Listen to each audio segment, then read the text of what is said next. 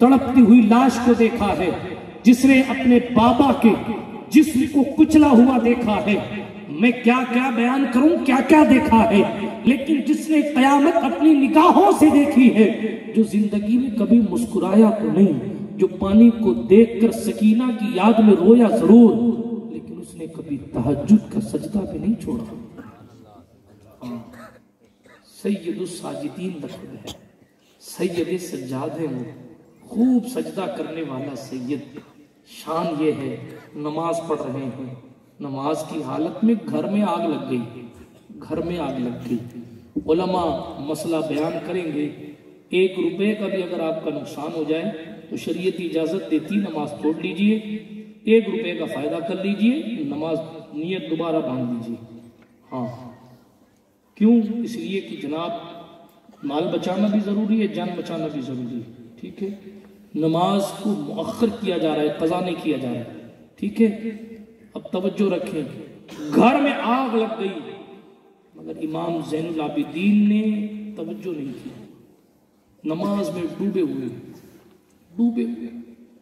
पड़ोसियों ने आके घर की आग बुझाई। किसके? इमाम ज़ैनुल आबिदीन की घर। कौन इमाम ज़ैनुल आबिदीन? जो इमाम हुसैन की आंखों का तारा है। ये वही ज़ैनुल आबिदीन हैं करबला के रेगजार में जाने से पहले जिसे इमाम हुसैन बार बार अपने सीने से चिपटाते थे। ये वही इमाम ज़ैनुल आबिदीन हैं जिनकी जिम्मेदारी ज़ैनब पाक को स्पेशल तौर पर मौला हुसैन देकर गए थे। ये वही ज़ैनुल आबिदीन है जो क़यामत की सुबह तक आने वाली हुसैन इब्न अली की नस्ल का असले असील है। इमाम ज़ैनुल आबिदीन। घर में आग लग गई, अल्लाह अकबर। नमाज मुकम्मल हुई, लोगों ने कहा हुजूर आपके घर में आग लग गई थी, आपने नमाज नहीं तोड़ी? सरकारी इमाम ज़ैनुल आबिदीन ने फरमाया, जहन्नम की आग की तपिश का दिल में ख्याल था, इसलिए इस आग ने मेरी नमाज को बातिल नहीं किया, फासिद नहीं किया। आप और हम सोचें कि हम और आप कहां खड़े हैं। हमारे लिए कितनी आसाइशें हैं, उसके बावजूद भी खुदा का शुक्र अदा करने का वक्त नहीं हमारे पास। नुज़हतुल मजालिस के मुसन्निफ ने लिखा, मैं इंसाफ से ऊपर जा रहा हूं, अब मैं हुजूर अलैहिस्सलातु व तस्लीम के कल्ब जिगर की बात करने लगा। सैयदा ज़हरा सलामुल्लाह अलैहा कसीरन कसीरा की बात कर रहा हूं। ये वो ज़ात जिसके लिए हुजूर खुद खड़े हो जाएं, ये वो ज़ात हदीस मिशकात शरीफ में मौजूद है, हवाला ये भी नोट कर लीजिए, किताब बाब फजीलत फातिमा में ये हदीस मौजूद है कि जनाब जब जब सैयदा आती तब हुजूर अलैहिस्सलाम अपनी जगह से खड़े हो जाते, वह अजलस फी मजलिसिही, और हुजूर सिर्फ खड़े नहीं होते। फरमाया हदीस शरीफ में, फक़ब्बल यदहा, हुजूर ने फातिमा ज़हरा का हाथ चूमा, हुजूर ने फातिमा ज़हरा का हाथ चूमा। वो अजलस फी मजलिसी, हुजूर ने अपनी मसनद पर सैयदा को बिठाया। ये हदीस शरीफ है जिसका मकाम इतना बुलंद व बाला है। आज तक कोई समझ नहीं पाया कि फातिमातुज़ ज़हरा के मकाम की हकीकत। छोड़े ना सैयदा की बात, आज तक लोग गौसे आजम के मकाम की इंतहा तक नहीं गए। और गौसे आजम का चैलेंज, अना हुज्जतुल्लाह अलैकुम, मैं तुम पर अल्लाह की दलील हूँ। इतनी ताकत लेकर अल्लाह का बंदा आया कि दुनिया ये सोचने पर मजबूर हो गई कि जब 500 साल बाद के बच्चों की दुआओं से 12 साल की कश्तियां डूबी निकल जाती है, तो फिर असगर की दुआ से फुरात की पूरी नस्ल नहीं आ जाती। लेकिन बताना यह है कि इस्तिकामत पर अमल था, करामत दिखाने की। हाँ, ज़हरा पाक का मकाम क्या होगा? बात बहुत ऊंची है सैयदा, मकाम समझ में नहीं आता, हकीकत ज़हरा किसी के समझ में नहीं आई। हाँ, ज़हरा तो बहरहाल ज़हरा है। फिर कभी इंशाअल्लाह हज़रत ज़हरा पाक की मनक़बत पढ़ूंगा। अभी मैं एक किस्सा बयान, सिर्फ एक किस्सा, आसाइश पर मुझे बात याद आई। क्या हमारी जाने सैयदा की जान से ज्यादा कीमती है? जिनके बच्चे अगर रोते हैं, उलमा बैठे हैं, सुन्नत की जिम्मेदारी से पूछें। एक सफर में हज़रात हसनैन करीमैन रोने लगे। जब रोने लगे तो हुजूर ने अपने खेमे से हुजूर निकल पड़े बाहर और सैयदा के खेमे में गए। बेटी क्यों रोते बच्चे? का बाबा जान पानी नहीं मिला। آپ کو معلوم ہے حضور نے پہلے مولا حسن کو لیا، اپنی زبان حضور نے چسائی، وہ زبان جس کو سب کن کی کنجی کہیں، اس کی نافذ حکومت پہ لاکھوں سلام۔ ایک قطرہ کسی کو مل جائے، ارے کنویں کو ایک قطرہ مل جائے تو آج تک کنواں پانی میٹھا دیتا ہے، جس کو پوری زبان ملی ہو اس کی باتیں کتنی میٹھی ہوگی۔ بات کو اختتام کی طرف لے کر جا رہا تھا، مجھے آج بولنے میں لطف آ رہا ہے، اس لیے بات تھوڑی لمبی جا رہی، بات کو میں ختم کرنے لگا ہوں۔ مجھے معلوم ہے میں اتنا ڈوز نہیں دینا چاہتا کہ ری ایکشن ہو جائے، اسی لیے میں بات کو تیزی کے ساتھ ختم کروں گا۔ عرض یہ کر رہا تھا، سرکار زہرا سے حضور اتنی محبت فرماتے تھے کہ ان کے بیٹے اگر رونے لگ جائے تو حضور اپنا خیمہ چھوڑ کے ان کے خیمے میں آ جاتے۔ ہاں، سرکار زہرا سے حضور اتنی محبت فرماتے تھے۔ حضور سفر، یہ حدیث شریف ہے، حضور سفر میں جاتے تو سب سے آخر میں حضرت زہرا سے ملتے جاتے، اور سفر سے آتے تو سب سے پہلے حضور سیدہ زہرا کے گھر میں جاتے۔ اتنی محبت ہے ہماری، جانے کیا ہماری نسلوں کی جانے بھی زہرا پاک کی ایک سانس پر قربان، اتنی قیمتی جان۔ ہاں، مگر ایک دن اپنے بابا کے پاس گئی۔ توجہ ہے میری اسلامی رشتے کی مائیں بہنیں بھی ذرا توجہ سے سنیں۔ ہاں، آج تو حالات یہ نا کہ شوہر، اور آج کیا عورتوں کے حالات ہی نہیں ہیں الا ماشاءاللہ، کہ شوہر اگر 100 کام میں سے 95 کام کر دے اور 5 نہیں چھوڑے، 5 ایک نہیں کرے، 99 کام کر دے، ایک نہیں کرے تو پلٹ کے جملہ یہی ملتا ہے، تم نے آج تک کیا کیا ہے؟ ہنسنے کی بات نہیں۔ یہ علماء بیٹھے ان سے پوچھیں، حدیث شریف میں یہ حضور نے فرمایا اسی کی وجہ سے عورتیں زیادہ جہنم میں جائیں کیونکہ وہ اپنے شوہروں کی ناشکری کرتے، اسی لیے شکر کرنا سیکھ۔ بخاری شریف کی حدیث، میں یہ نہیں کہتا کہ عورتیں ساری جہنم میں جائیں گی، نہیں، العیاذ باللہ، نعوذ باللہ من ذالک۔ ہمارا ایمان تو یہ ہے کہ سیدہ اشارہ کرتی جائیں گی اور امت مصطفیٰ جنت میں جاتی جائے گی۔ بات وہ نہیں کر رہا، بات تو میں بے وفاؤں کی کر رہا ہوں جنہوں نے زہرا پاک سے وفا نہیں کی، ورنہ عورتیں تو وہ ہیں جس نے زینب کبریٰ بن کے دکھایا ہے، عورتیں وہ بھی ہیں جو سکینہ بنت حسین بن کے چمکی ہیں، عورتیں وہ بھی ہیں جو رابعہ بصریہ بن کے چمکی ہیں، عورتیں اہل سنت اور ہماری اکابرین میں ایسی بھی گزری ہے جنہوں نے دنیا کو بتایا ہے۔ حضرت امام حسن بصری کہتے ہیں میں تصوف کے راز اس وقت تک بیان نہیں کرتا جب تک کہ میری محفل میں رابعہ آ کر بیٹھ نہیں جاتی۔ لانے دیں، باتیں ادھر جائیں گی تو لمبی چلی جائیں گی، لیکن آپ کہیں گے یار کن کن باتوں کو لمبی کہہ رہے، ہر بات کو تو لمبی کہہ رہا ہے، صرف لمبی لمبی بات کر رہا۔ دراصل موضوع ہی کچھ اتنا زیادہ ہے کہ بہت، اور الحمدللہ غوث پاک کے قدموں کی خیرات ہے۔ آپ کہیں گے تو میں رات بھر خدمت کرتا رہوں گا، بات ختم نہیں ہوگی، کیونکہ یہ بات حضور کے دین کی ہے۔ دنیا ختم ہو جائے گی، ابھی علامہ کافی کو آپ نے سنا، سب فنا ہو جائیں گے، ولیکن کافی حشر تک نعت حضرت کا زبانوں پر سخن رہ جائے گا۔ تو بات عورتوں کے تقوی اور طہارت کی نہیں کر رہا، بات کو ختم کر رہا ہوں، سیدہ زہرا کا تقوی دکھا رہا ہوں۔ سرکار زہرا پاک اپنے والد بزرگوار کی خدمت میں پہنچی۔ سادات کرام توجہ سے سنیں، اس لیے کہ ہر سید کا وقار سیدہ زہرا سے۔ سید کی عزت اس کی خوبصورت چہرے سے نہیں ہوتی، خوبصورت چہرے تو اور بھی ملکوں میں اچھے اچھے پائے جاتے ہیں، پھر ان سب کی بھی توقیر ہونے لگے، نہیں، سید کی عزت تقریر سے نہیں ہوتی، سید کی عزت جبے قبے سے نہیں ہوتی، سید کی عزت داڑھی کی خوبصورتی سے نہیں ہوتی، سید کی عزت اس کے مال منال سے نہیں ہوتی۔ ہر سید اگر عزت پاتا ہے تو نسبت فاطمی کی وجہ سے۔ حضرت علی مولا کرم اللہ تعالی وجہ الکریم کی وہ اولاد جو سیدہ کے علاوہ کسی اور سے ہیں، انہیں علوی تو کہا جاتا ہے، سید نہیں کہا جاتا، اور اگر کہا بھی جاتا ہے تو علوی سید کہا جاتا ہے، ہاں علوی لگایا جاتا ہے۔ مگر یہ زہرا پاک کی خیرات ہے کہ 1500 سال بعد بھی زہرا کی اولاد آج بھی سید بنی۔ سید کہتے ہیں سردار کو، یہ سرداری تلوار سے حاصل نہیں ہوئی ہے، یہ سرداری تو مصطفیٰ جان رحمت کی وراثت میں سیدہ زہرا کو ملی ہے۔ بات اہل بیت کی ہوگی تو ظاہر ہے زندگیاں ختم ہوئی اور قلم ٹوٹ گئے، مگر تیرے اوصاف کا ایک باب بھی پورا نہ ہوا۔ میں پھر کبھی سناؤں گا آپ کو مقام زہرا کیا ہے، اور میری اوقات کیا کہ میں مقام زہرا کو بیان کروں، لیکن جو کچھ بیان ہوگا سب ابتدا کا بیان ہوگا، انتہا کسی کو پتا نہیں۔ زہرا پاک پوچھی بابا جان میرے پاس بچھانے کے لیے کچھ نہیں۔ توجہ ہے آپ کی؟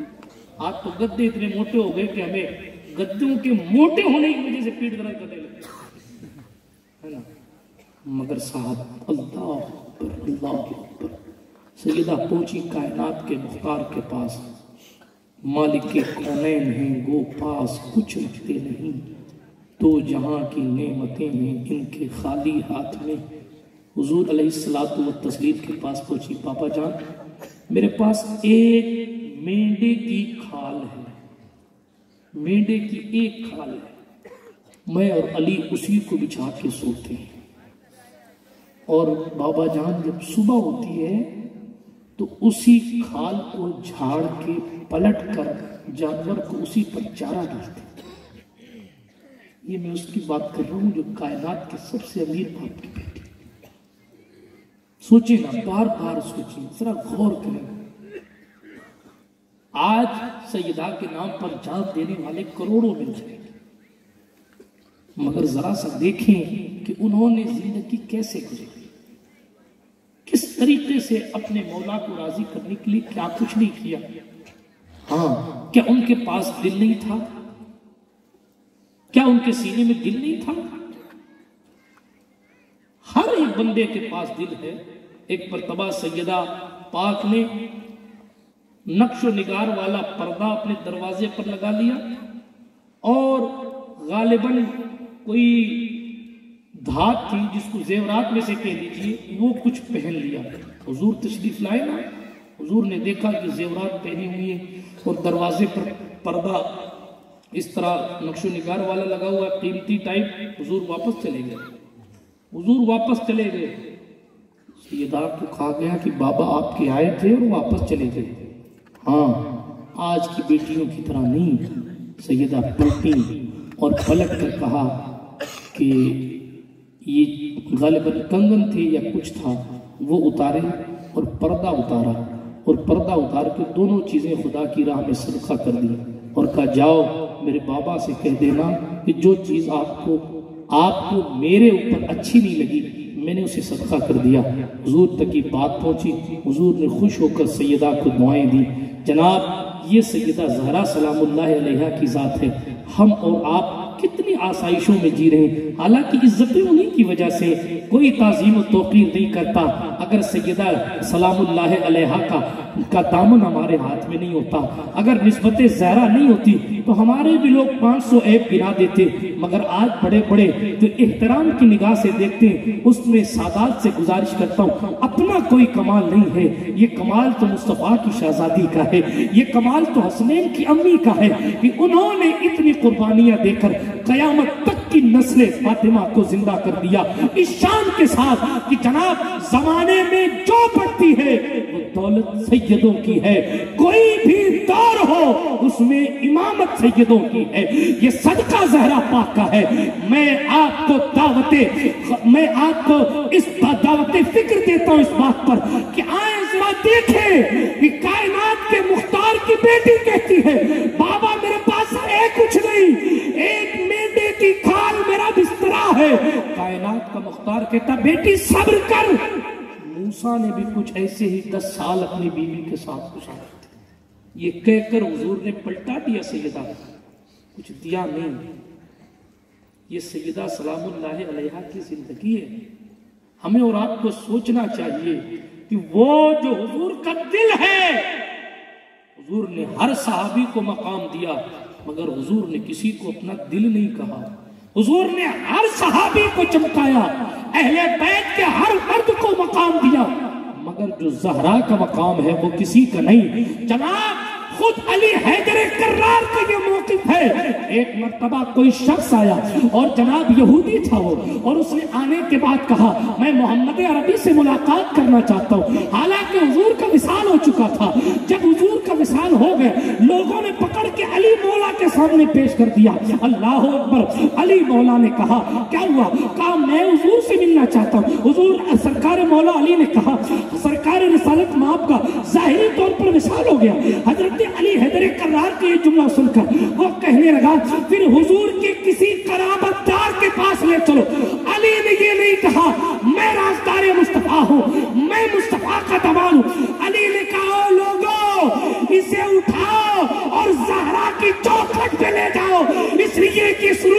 زمین پر زہرا سے قریبی محمد عربی کا کوئی نہیں۔ یہ علی حیدر کرار کا موقف ہے۔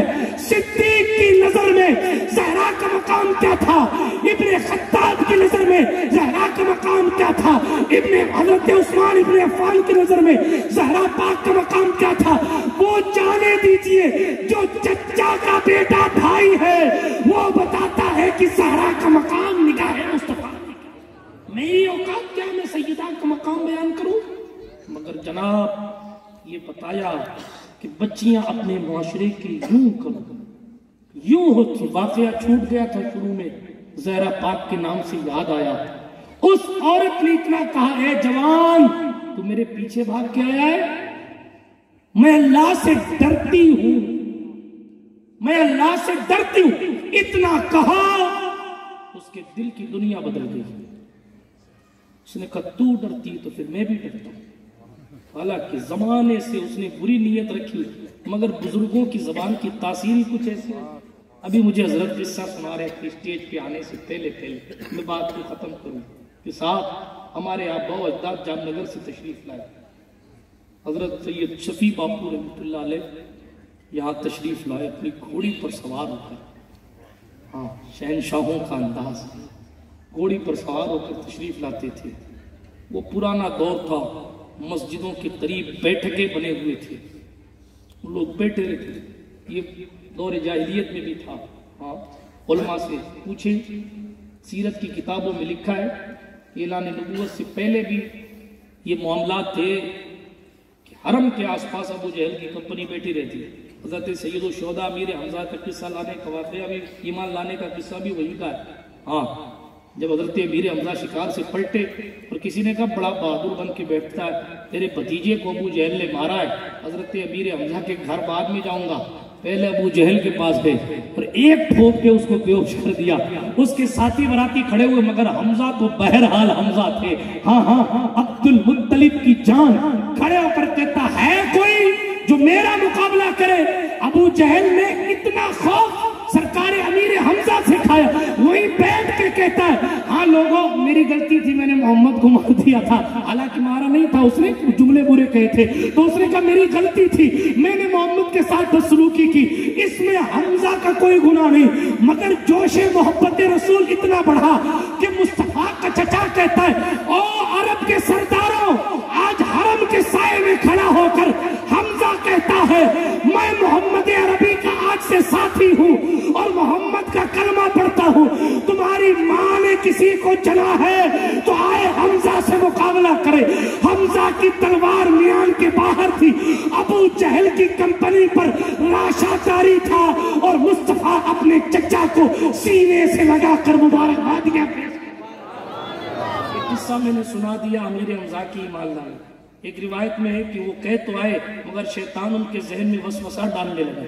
جب شیطان وسوسہ ڈالنے لگا کہ حمزہ تو نے جوش جوش میں کیا کہہ دیا، پورے خاندان سے لڑائی مول لے لی، ادھر سے شیطان وسوسہ ڈال رہا تھا، ادھر انہوں نے سوچا کہ لاؤ مصطفیٰ سے ملاقات کریں، جہاں حضور وہاں شیطان کہاں، ارے جہاں عمر کھڑے ہو جائے وہاں شیطان نہیں، پھر حضور تو بہرحال حضور نے اپنے چچا کو سینے سے لگایا اور ان کے لیے دعا فرمائی۔ خود سید الشہداء کہتے ہیں محمد عربی نے میرے لیے دعا کیا کی، ایک لمحے میں میرے سینے سے تمام سوالات ختم ہو گئے، اور وہ دن بھی لوگوں نے دیکھا دونوں ہاتھوں سے احد میں مور کی پنکھ اپنے تاج پر لگا کر دونوں ہاتھوں سے چیخ کر اعلان کرنے والا انا اسد اللہ و رسولہ، ہاں میں اللہ اور اس کے رسول کا شیر ہوں، حل من مبارز، اے خالد بن ولید اور ابو سفیان کی کمانڈری میں لڑنے والوں، ہے کوئی جو امیر حمزہ کا مقابلہ کرے؟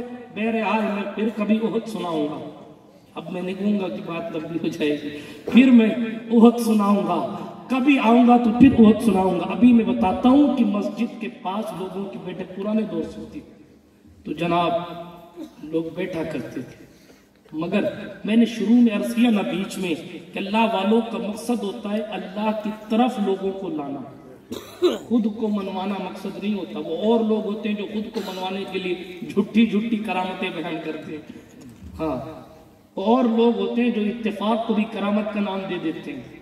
آج کل تو یہی چل رہا ہے نا کسی نے 2 دن پہلے کہہ دیا کہ صاحب 29 کا چاند ہو جائے گا، پتہ نہیں کوئی جنتری ونتری میں دیکھ کر کہہ دیا اور 29 کا چاند ہو گیا، تو پیر صاحب کی کرامت مرید میں اور صاحب پیر صاحب نے کہا تھا 29 کا ہی ہو گیا۔ ارے بابا یہ اتفاق ہے، اس کو کرامت کوئی غوث پاک ہے کہ چاند آپ کو سلامی کرے گا؟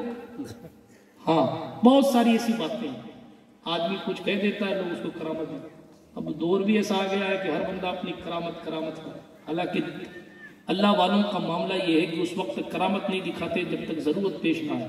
ہاں حضرت بایزید بسطامی سے کسی نے پوچھا تمہاری رہنمائی کس نے کی، کرامت کیوں نہیں دکھاتے ہو؟ حضرت بایزید بسطامی مرید کس کے ہیں؟ امام جعفر صادق کے، اور پیر کس کے ہیں؟ بدیع الدین زندہ شاہ مدار کے امام حضرت بایزید بسطامی، نام تیفور ابن عیسیٰ، سلسلہ تیفوریہ کے بانی۔ کسی نے کہا تمہاری رہنمائی کس نے کی، مرشدہ کون؟ مرشد کون ہے؟ کہا ایک بڑھیا ہے۔ بڑھیا ہے؟ ہاں وہ پیر والا مرشد نہیں، یہاں مرشد لفظ لغوی معنی میں رہنمائی کرنے والا کون ہے؟ تو کہا بڑھیا ہے۔ کہا بڑھیا کیسے؟ کہا ایک مرتبہ میں جنگل کے راستے سے جا رہا تھا، ایک بڑھیا کو دیکھا، بیچاری وہ سامان اٹھا کے جا رہی تھی، تو میرے دل میں خیال آیا اللہ اس کی مدد کر دوں۔ میں اس کے قریب گیا اور اس کا سامان اٹھایا، اور دور مجھے شیر جاتا ہوا دکھائی دیا۔ کون؟ آپ تو نام لینے سے بھی ڈر گئے۔ ہاں وہاں جاتا ہوا دکھائی دیا، اگر جاتا ہوا دکھائی دیا پتہ نہیں میں بھی اسٹیج پر دکھائی دوں گا کہ نہیں، آپ کی بات تو الگ ہے۔ ہاں آپ تو بہت باوفا لوگ ہیں نا۔ تو عرض یہ کر رہا تھا کہ بایزید بسطامی نے شیر کو، یا ابو الحارث جی ہاں ہونا ادھر آئے، یہ اللہ والے تمنا درد دل کی ہے تو کر خدمت فقیروں کی، نہیں ملتے یہ گوہر بادشاہوں کے خزینوں میں، جلا دیتی ہے شمع کشتہ کو موج نفس ان کی، الہی کیا چھپا ہوتا ہے اہل دل کے سینوں میں، نہ پوچھ ان خرقہ پوشوں کو، ارادت ہو تو دیکھ ان کو، عقیدت ہو تو دیکھ ان کو، محبت ہو تو دیکھ ان کو، ید بیضا لیے بیٹھے ہیں اپنی آستینوں میں۔ بایزید نے کہا شیر ادھر آ، شیر آ گیا۔ بایزید بسطامی نے اس بیچاری بڑھیا کا سامان اٹھایا اور شیر کی پیٹھ پہ لاد دیا۔ اوے شیر، بڑی بی کو گھر چھوڑ دینا۔ کیا یار کوئی ٹیکسی ہے؟ گھر چھوڑ دینا، گھر چھوڑ دینا۔ مگر جناب ہم اور آپ تو مسکرا کے چلے جائیں گے، مگر سوچنا یہ ہے کہ وہ بھی کیا امتی تھے حضور کے، وہ بھی کیا غلام تھے حضرات حسنین کریمین کے۔ ہاں آج تو بگانے سے کتا نہیں بھاگتا۔ ہاں اگر انجانی گلی میں جائے کتا پہچانے نہ تو پھر نہ جانے کون کون سی گالیاں کتا دیتا ہے، پتہ ہی نہیں چلتا کہ کیا گالیاں دے رہا ہے، کہ پکار رہا ہے، کیا کر رہا ہے۔ لیکن جناب وہ لوگ تھے۔ شیر ادھر آ، سامان پیٹ پہ رکھا، کل لے جاؤ، گھر چھوڑ دینا۔ بڑی بھی ایک قدم آگے بڑی، کہا بڑی بھی یاد تو رکھو گی؟ تو انہوں نے کہا یاد رکھوں گی، مگر خود نما ظالم کی حیثیت سے یاد رکھوں گی۔ ہم ہوتے تو کرامت دکھا کے اس کو جلا ولا دیتے، کہ خود نما ظالم کی حیثیت، کہا ایک تو تیرا سامان پہنچوا رہا ہوں اور تم کہہ رہی ہو کہ میں خود نما ہوں، خود کو دکھانے والا ہوں، ظالم ہوں۔ تو کہا بابا آپ کو کس نے کہا شیر بلانے کو؟ میں نے تو نہیں کہا۔ آپ نے کیوں شیر بلا کے اپنی طاقت دکھائی؟ آپ خود نما ہوئے کہ نہیں ہوئے؟ دوسری بات، یہ جنگل کا راجا ہے شیر، سامان اٹھانا گدھوں کا کام ہے، شیر کا نہیں ہے۔ آپ شیر سے کام لے کر ظلم کر رہے ہیں۔ آپ نے گدھے سے سامان بھجوایا ہوتا ہے، بات سمجھ آتی، سامان ڈھونا اس کا کام، شیر تو راجا ہے جنگل کا۔ آپ شیر پر ظلم کر رہے ہیں، اس لیے میں ظالم مانوں گا۔ بایزید نے اس کو جلایا نہیں، بایزید نے فوراً کہا اپنے آپ سے عہد کرتا ہوں جب تک سخت سے سخت ضرورت پیش نہیں آ جائے گی آج کے بعد تب تک کرامت نہیں دکھاؤں گا۔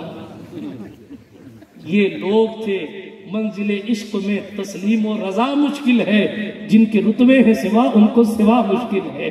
تو بات یہ عرض کر رہا تھا، تشریف فرما ہوئے حضرت سید شفیع قادری رحمۃ اللہ علیہ، لوگ باتوں میں ہیں، اپنی گھوڑی باندھی، عبادت کی، آنا جانا لگا ہے۔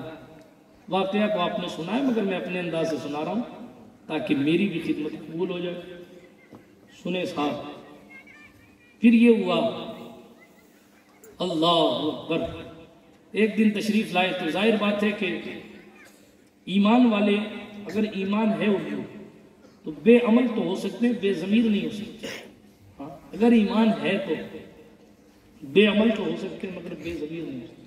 حضور کی ذات پر حرف آ جائے تو پھر مرنے مارنے کو تیار ہو. ایک جملہ اور میں کہہ دوں، بزرگوں کی موجودگی میں ایسا نہیں ہے کہ جس کا جبہ جتنا خوبصورت ہے وہ اتنا بڑا عاشق رسول ہے، ایسا نہیں ہے. کبھی کبھی سیکیورٹی گارڈ بھی اتنی ترقی پر چلا جاتا ہے کہ خطیب اعظمی دنیا بھی اس کی ایمبولنس کو چھو کر اپنے عشق کی معراج سمجھا کرتا ہے. اشاروں کی جملے، نہیں میں نام نہیں لیتا شاہ صاحب، اشاروں کی جملے میں بیان کرنا چاہتا ہوں. صرف یہ نہ سوچیں کہ جناب جو اوپر بیٹھے ہیں وہی بڑے عاشق رسول ہیں. نہیں، حضور کی امت میں آپ بھی ہیں، ہم بھی ہیں. نسبت سیادت اپنی جگہ ہے مگر وہ بادشاہ مدینہ کس پر نظر توجہ ڈال دے وہ ان کی مرضی. مجھے نہیں معلوم کتنے لوگوں نے حضور علیہ السلام کی زیارت کر لی ہوگی. ضروری ہے منبر پر بیٹھے ہوئے سبھی نے کی ہو، یہ بھی تو ضروری نہیں کہ ہو سکتا ہے مجمع میں کسی نے نہ کی ہو سکتا ہے کی ہو سکتا ہے کی ہو. بات گہری ہے، لمبی ہے، لیکن ایک فکر دے کر جانا چاہوں. اپنے دل میں حضور کی زندگی کا احساس کھائیے. حضور نہ آپ سے دور ہے نہ ہم سے دور. مدینہ دور ضرور ہے، مدینے والا دور نہیں ہے. جب آپ اس یقین پر قائم ہو جائیں گے پھر سیدوں کا ادب کریں گے تو آپ کو لذت ڈبل ملے گی، ڈبل لذت ملے گی. بات لمبی ہو گئی ہے، تقریر بہت لمبی ہو گئی، ورنہ میں آپ کو اس پر بھی قصہ سناتا ہوں. ابھی میں شاہ صاحب کا قصہ مکمل کر کے بات کو ختم کرتا ہوں. ہوا یوں کہ جناب انہوں نے کہا کہ باپو آپ کی گھوڑی بھوکی لگ رہی ہے تو اسے چارہ کھلا دیں چارہ.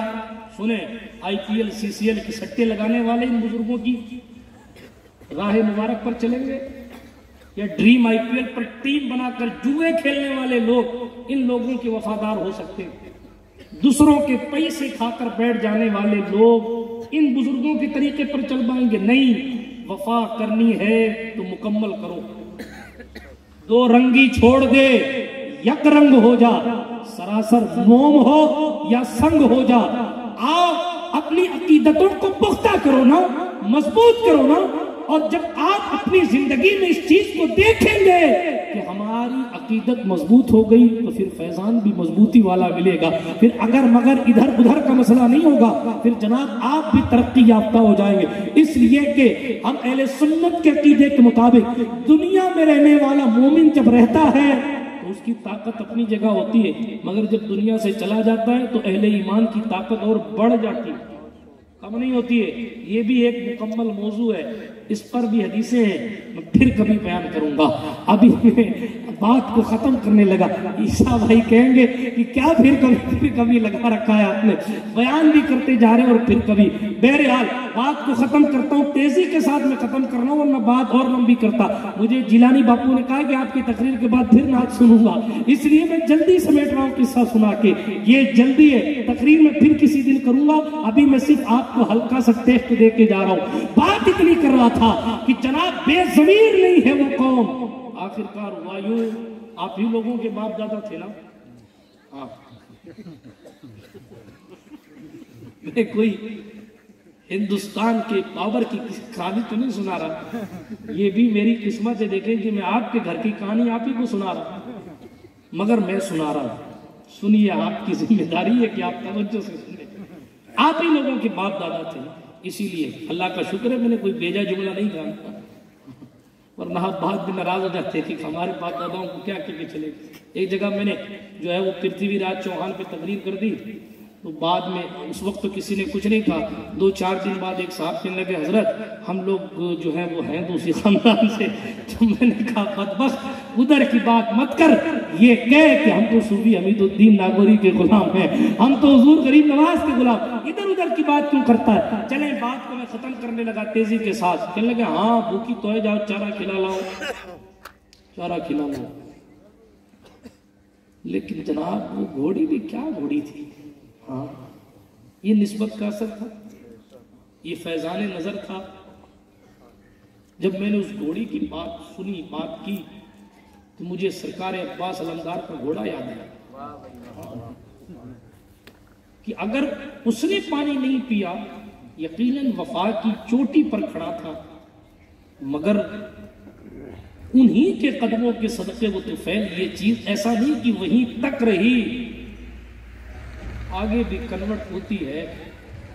خدا جس جانور کو بھی توفیق دے دے، اور جو انسان نما جانور کو توفیق نہ ملے تو ہے تو انسان مگر دل جانور ہے، کیا کر سکتا؟ نہیں کھایا صاحب اس نے، نہیں کھایا، چارہ دیا نہیں کھایا۔ لوگوں نے کہا حضور آپ کی گھوڑی نے چارہ نہیں کھایا۔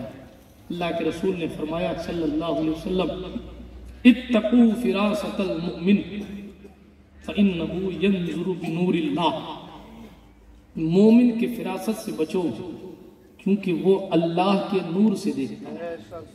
کسے دیکھتا ہے؟ اللہ کے نور سے دیکھتا ہے۔ ہاں تو جواباً ارشاد فرمایا، کہنے لگے تیرے خود کے گھر کی تو تیرے خود کے گھر کا چارہ نہیں ہے، اگر تیرے گھر کا ہوتا تو کھا لیتے۔ لوگوں کو حیا آئی کہ واقعی یہ تو ہمیں پتہ ہے کہ ہمارے گھر کا ہے یا نہیں، انہیں کیسے پتہ؟ ان سے کہاؤ نہ کہاؤ میں کہہ دیتا ہوں کہ جناب ان کی طرف سے جواب آئے گا جو باتیں گھر والے نہیں جانتے وہ باتیں بھی اللہ والے جانا کرتے ہیں۔ اس لیے مصطفیٰ جان رحمت علیہ السلام کے وفادار بنو۔ اللہ کا قرآن کہتا ہے جس موت سے تم بھاگتے ہو وہ تم سے ملاقات کرے، ٹھیک ہے؟ اس عورت نے پلٹ کر یہی جملہ کہا کہ میں اپنے اللہ سے ڈرتی ہوں۔ اس نوجوان نے کہا جب تو ڈرتی ہے تو میں بھی ڈرتا ہوں۔ ویڈیو ریکارڈنگ والے کہاں سے چھوڑیں گے، کہاں سے چھوڑیں گے، یہی جانے ابھی اس قصے کو نا شروع کہاں سے کیا ختم کہاں کر رہا ہوں۔ اس نوجوان نے پیچھا کیا خاتون کا، اور جناب جب تنہائی ملی اس نے پلٹ کر کہا عورت نے میں اللہ سے ڈرتی ہوں۔ میں پھر سے پورا سنا دیتا ہوں تاکہ ان کے کام آ جائے۔ ہاں ہر اللہ والے کا، نیک بندوں کا، یا نیک بندوں کا نہیں تو کم سے کم اللہ کے بندوں کا فائدہ سوچنا چاہیے۔ تو جناب اس قصائی کا یہ خیال تھا کہ وہ اس سے محبت کرتا ہے، وہ اس پر نگاہ جمانے کی کوشش کرتا تھا اور اس کے پیچھے جانے کی کوشش کرتا تھا، مگر لڑکی اس کو اگنور کرتی تھی۔ ایک دن ایسا بھی آیا کہ وہ اپنے گھر سے نکلی سفر کے لیے، یہ اس کے پیچھے پیچھے چلتا رہا، شہر سے دور پہنچ گیا۔ لڑکی سے جب تنہائی میں ملاقات ہوئی تو اس نے کہا میں تجھ سے محبت کرتا ہوں۔ لڑکی نے پلٹ کے کہا میں تو میرے اللہ سے ڈرتی ہوں۔ اس نے کہا جب تو ڈرتی ہے تو میں بھی ڈرتا ہوں اور اپنے تمام گناہوں سے توبہ کرتا ہوں۔ لڑکی کا سفر جاری رہا، لڑکا وہاں سے پلٹ گیا اپنے شہر کے لیے۔ جب وہ پلٹا اور چند میل چلا تھا، چونکہ دور